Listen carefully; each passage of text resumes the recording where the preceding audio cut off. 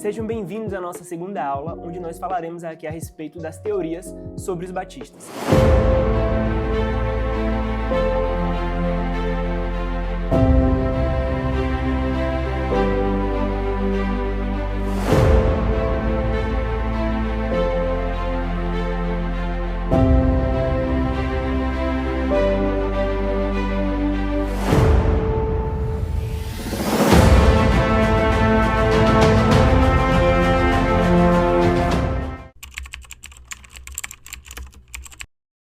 A gente viu que os batistas, eles se preocupavam com que a igreja retornasse ao fundamento das escrituras, mas não só os batistas, outras pessoas já vinham se preocupando com isso, como os reformadores, e bem antes da reforma protestante, com os pré-reformadores, lá no século XVI.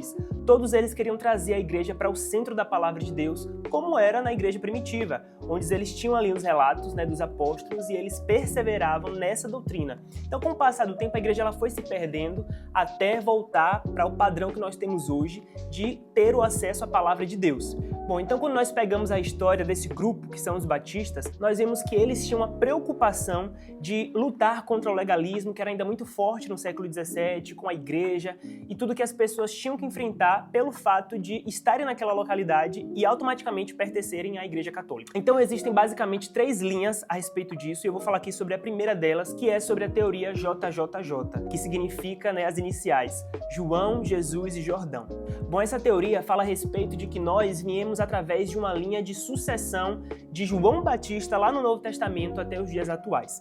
E eles basicamente defendem de que o precursor disso tudo foi João Batista, porque quando nós vemos os relatos ali dos evangelhos, que João Batista ele pregava o arrependimento e com base naquelas pessoas que aceitavam a mensagem de arrependimento eram ali publicamente batizadas, então eles têm a ideia de que essas pessoas que eram batizadas, esse grupo que pertencia a João Batista, eles foram ali os fundadores da Igreja Batista. E o próprio Jesus também, porque no caso, o batismo de Jesus, nós vemos também nos relatos das Escrituras, que Jesus se batiza de maneira consciente. Jesus não se batiza ali como um rito infantil ou tradicional, mas como um ato voluntário, fazendo com que então seus seguidores fizessem a mesma coisa. Então assim, a perspectiva JJJ sustenta que os batistas não surgem como fruto de movimentos humanos ou de qualquer outro marco na história, ou algum tipo de reforma eclesiástica. Não, eles defendem a ideia dessa sucessão que acontece, que a igreja ela é fundada por Cristo Jesus e ela é preservada desde o início com fidelidade ao evangelho e à prática correta do batismo. Um dos materiais mais usados por quem defende essa tese é o livro que ficou popularmente conhecido aqui no Brasil como O Rastro de Sangue, lançado em 1931. Então, quem se utiliza dessa tese para defender a origem dos batistas vai utilizar também esse livro como um dos materiais para poder defender. Só que os historiadores, de modo geral, e também os historiadores batistas, refutam as ideias presentes contidas ali naquele livro, porque eles entendem que não existe nenhum documento histórico robusto, sólido, que possa sustentar os argumentos que são colocados ali. Então eles defendem que as ideias apresentadas no livro é mais uma confissão de identidade dos batistas do que uma pesquisa histórico-acadêmica. Então a gente vê que não existem realmente documentos históricos sérios que possam comprovar a origem batista por esse tripé, Jesus, João e Jordão. Por mais que seja bonito a gente falar e defender essa questão de que não, nós viemos de João Batista, nós vimos ali da igreja que nasceu no Novo Testamento, mas nós precisamos entender que a igreja inaugurada por Cristo, tanto ali no Novo Testamento, em Atos 2, é a igreja universal. No caso, é a igreja que faz parte de todo o corpo de Cristo, dos salvos. A igreja primitiva, que é colocada ali naquele ponto de vista, porque não se sustenta em nenhum ponto de vista histórico-acadêmico. Nós não temos documentos hoje confiáveis que possam colaborar com essa tese. A segunda tese, gente, é a respeito dos anabatistas, que os batistas vieram dos anabatistas, aí você vê semelhantemente o nome, mas existe uma diferença brutal entre os anabatistas e os batistas. Existem sim alguns pontos de concordância, mas quando nós vemos os relatos históricos dos batistas, nós vemos nos primeiros documentos que os batistas sempre quiseram se desassociar dos anabatistas, porque o grande problema é que os anabatistas eles se subdividiam em grupos. E existiam grupos muito extremistas, que matavam padres, que saqueavam igrejas católicas, que perseguiam freiras, chegaram inclusive a expulsar uma cidade inteira para dominar e fazer como se fosse o reino de Deus na Terra e que Jesus iria retornar e estabelecer o reino dele na cidade da Alemanha. Então era um grupo muito nocivo, muito perigoso. E quando nós vemos os primeiros documentos, né, oficiais dos batistas, a gente vê nesses documentos que eles sempre procuraram se desassociar desse grupo extremista. É claro que também existia um grupo mais tranquilo dos anabatistas, mas que posteriormente acabaram se transformando nos menonitas. Então os batistas não têm nenhuma ligação em si com os anabatistas para terem se desenvolvido a partir desse grupo. Alguns dos documentos doutrinários das primeiras igrejas batistas, lá na década de 10 e 20, vão colaborar com isso, porque quando eles escreviam, né, no que criam, eles faziam questão de dizer que não tinham nada a ver com esse grupo em praticamente todos os documentos confiáveis que nós temos. E por fim, nós temos a última teoria, que fala a respeito de que nós viemos dos separatistas ingleses, que é a ideia defendida amplamente pela academia. Bom, essa teoria é a única que tem um fundamento histórico. Fala que nós viemos do movimento puritano, tanto como do movimento dos separatistas. Separatistas, como eu já falei na primeira aula, eles queriam se dividir, eles queriam se separar, né, porque eles não concordavam com a reforma que a igreja anglicana fez, porque eles se separaram do catolicismo, mas ainda adotavam algumas práticas não bíblicas. Então, existia ali um grupo de pastores da igreja anglicana que existiu e eles queriam que a igreja ela retornasse às práticas da Bíblia, da palavra de Deus. Então eles queriam defender realmente que a igreja ela precisava de uma reforma. E essas pessoas queriam fazer uma reforma de dentro da igreja. Essas pessoas são chamadas de puritanos. E é interessante, inclusive, a gente falar sobre isso, porque esse termo puritano foi um termo pejorativo adotado pelas pessoas, porque as pessoas olhavam e falavam assim, essas pessoas elas querem ser mais santas, querem ser diferenciadas, são mais puras, são os puritanos.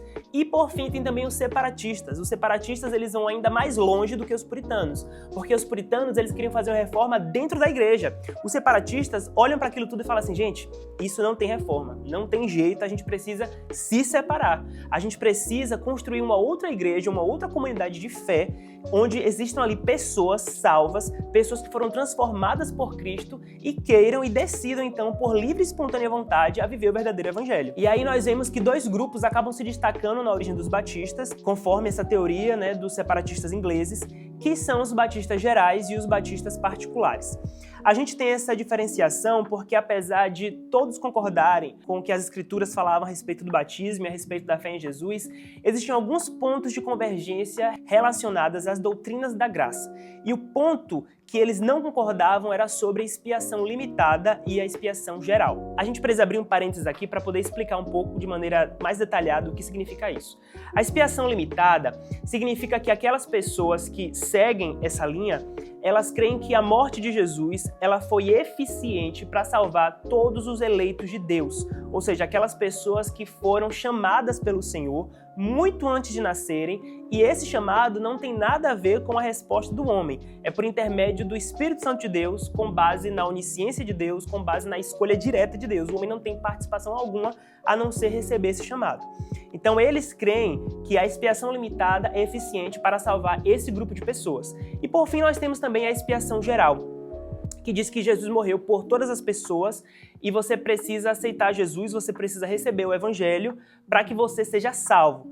Você pode aí rejeitar a graça de Deus, você pode rejeitar o sacrifício de Deus. Então, quando tudo começou, o principal fundador, nós já sabemos que foi o John Smith, que foi fundador dos batistas, e ele era um pastor anglicano, que queria de várias formas retornar a igreja, aos parâmetros da palavra de Deus. Então nós vemos que junto com John Smith tinha também outros pastores e esse jovem pastor ele acaba chegando à conclusão de que a liturgia e o batismo da igreja que ele fazia parte estava totalmente equivocada, estava errada e ele precisava se desvincular daquilo. E aí por volta de 1607 nós vemos que ele se define como separatista. Ele não quer mais estar em uma igreja onde a sua própria consciência o acusa.